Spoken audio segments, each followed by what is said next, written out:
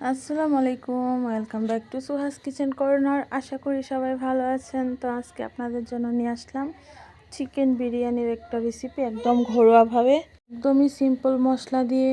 যারা ব্যাচেলার ভাইরা আছেন, নতুন আপুরা আছেন, সবার জন্য খুব ইজি হবে। তো দেখতে থাকেন পুরো ভিডিওটা।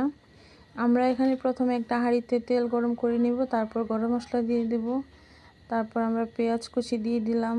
এখন এটাকে ভালোভাবে ভেজে নিতে হবে। এখন আমরা এখানে দিয়ে দিব লবণ পরিমাণ মতো, তারপরে দিয়ে দিব রসুন বাটা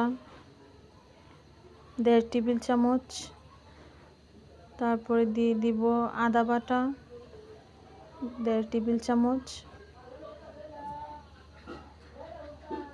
তারপর আমরা এখানে দিয়ে দিব একটা পেস্ট করা ছিল কাঁচামরিচ, চিনেবাদাম আর কিশমিশ দিয়ে, ওইটা দিয়ে দিলাম।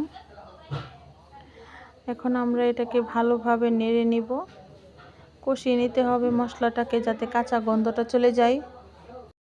এখন আমরা ভালোভাবে ভেজে নেওয়ার পর দিয়ে দিলাম অল্প পরিমাণে একটু ঘি। ঘিটা অপশনাল, আপনার কাছে থাকলে অবশ্যই দিবেন, না থাকলে কোনো সমস্যা নেই, স্কিপ করে নেবেন।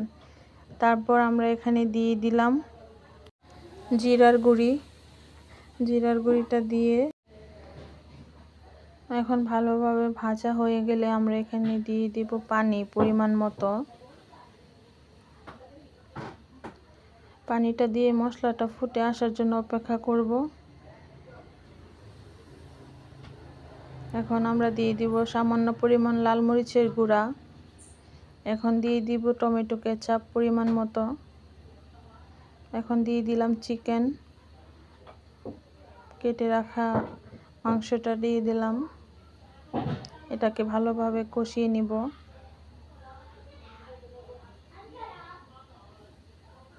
এখন আমরা দিয়ে দিলাম পরিমাণ মতো দুধ, তারপর দিয়ে দিলাম বিরিয়ানির যে প্যাকেট মশলাটা থাকে ওইটা দিয়ে ভালোভাবে নেড়ে মিশিয়ে নিতে হবে।